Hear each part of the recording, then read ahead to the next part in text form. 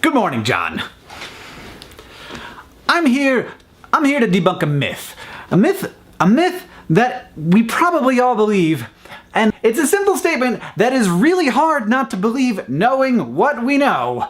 The internet brings out the worst in people. We all know that the anonymity of the internet allows the deep evil inside of every human, except for me, of course, to spew forth in a fountain of vomitous hate. And I see it even on our content, on our sex episode of Crash Course Psychology, just a bunch of... There were comments, thumbed up comments nonetheless, talking about how homosexuality is a disease. And there are two hosts on SciShow Space, one of them is male and one of them is female. I would like you to guess which one has constant comments about their appearance every time they're in a video. Just go ahead and guess.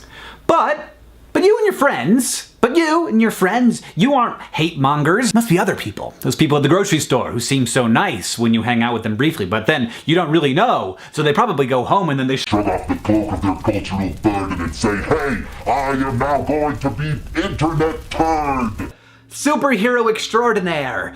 But I want to make a hypothesis here that allows me to feel better about the state of the internet and the state of humanity. I'm thinking anonymity doesn't bring out the worst in people. It just brings out the worst people. Imagine, if you will, a D-bag. This person goes on the internet and he says nasty things to people. He's racist and he's sexist. He doesn't have a lot of friends because he doesn't like people, and people also don't like him. On average, he speaks to about 0.02 human beings in the real world per day. In the physical world, this human is entirely invisible. We have no idea they exist. On the internet, he not only gets to express his views to lots of people, those people then engage with him. It's a kind of exercising of power. He gets to get a rise out of people. It's thrilling. It's not scary like doing it in real life would be. It's a rush. This person isn't like a sweetheart all day long and then goes home and becomes a D-bag. He's a D-bag. The reason you don't run into internet trolls in real life isn't because they're normal people with deep evil inside of them. It's because trolls don't talk to people in real life because nobody likes them. This is, of course, all of this, by the way, this entire episode is conjecture. I've got no research to back this up, but it would be fairly easy research to do because I think internet trolls would be super excited about filling out surveys that graduate students in psychology gave them because they probably love to talk about themselves. Because it seems pretty likely to me that at least a good portion of them are narcissists. And honestly, I think understanding this and understanding those people is really important because I think the narrative of the hateful internet negatively affects the culture of the internet. People hear and believe that comments are a nasty place. They are certainly a much more nasty place than we tend to interact with in the real world. The result is that fewer and fewer normal, not trolly people interact in those spaces, and they get worse and worse. At the same time, we prove over and over again that the internet can actually be a place where lots of really cool and great things happen. But if we all think that the internet is less great than it is, it will become less great because we think that. And my even greater worry is that people will look at the comments of a YouTube video and say, look, a third of these people, at least, are just terrible. They're bad people. And then by extension, those people will assume that a third of all people are terrible and that all social spaces are hostile and antagonistic, which is very not the case. What we're looking at down in the comments is extreme selection bias. People don't want to comment because it seems like a hostile place, so only hostile people comment. Also, on any YouTube video, you've got a lot of people watching it. Just imagine for a moment that 100,000 people gather in a room. It's a stadium, a very large stadium. Now, what are the odds that there aren't gonna be some bad people in that room? 0. They're gonna be bad people in that room. So it shouldn't be a surprise that when 100,000 people watch a video, there are some people who are racist, bad people. So it shouldn't be too much of a surprise that when 100,000 people watch a video, some of them are gonna be racist troll turds, and they're gonna leave mean, nasty comments.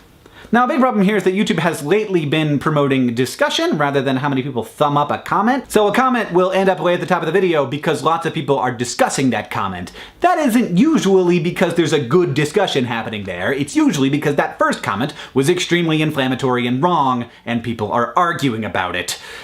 And the trolls are loving it. That's an algorithmic problem. I don't know if they know about it, but it seems pretty obvious.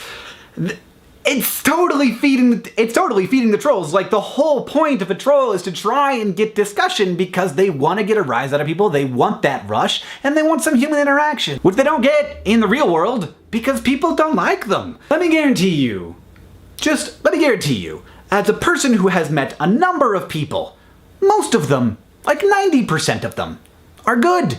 They're good people. Not because culture tells them to be good, not because they're afraid of being found out and they're waiting for that moment where they can be anonymously evil, but because they're people, just like you and just like me. John, I'll see you on Tuesday. Hey! The video happened. So what did you think? I'll leave comments. So if you want to participate in the edit challenge, all you gotta do is download this, and then edit it in whatever editing software you want to use, and however you want to do it. You can do whatever you want to this video, and it's just a way to showcase your skills, show off, and critique each other, and just make sure that you, I don't know how how can you tag YouTube videos? Just put like a unique word. Let's come up with a unique word. Internet troll turds, all one word, no spaces. And if you title it Internet Troll Turds, then probably there aren't that many other cases of all one word Internet Troll Turds showing up on YouTube, so we should be able to search for that, and the videos will come up. So just put that in your title, in your description, and your tags, just to be safe. And people look for that if you want to critique other people's edits, if you want to see how other people did it. I'm not going to edit this video. I don't think this video will ever end up on Vlogbrothers, by the way, because I don't know. Maybe it will. I don't know. We'll see. So yeah, do that however you want. Be creative, and sort of, it's just an opportunity to, if you're interested in this, to see what it's like, to hone your skills, and to talk with other people about it. I think it'll be fun. So thanks for watching. Just if you wanted to watch this and see how this works on my end, that's good. And I think that will also be useful to the people who are doing the on-screen challenge. So to those people, hi. And it's always good to think about your editors while you're making a video. If you don't have that, if you're not doing both of those things yourself, which I often do, but don't always. Like SciShow, I don't edit. So like communicating and saying like, oh, here would be a really good time to make a joke about The Incredibles, that Pixar thing. I don't know if that's even Pixar.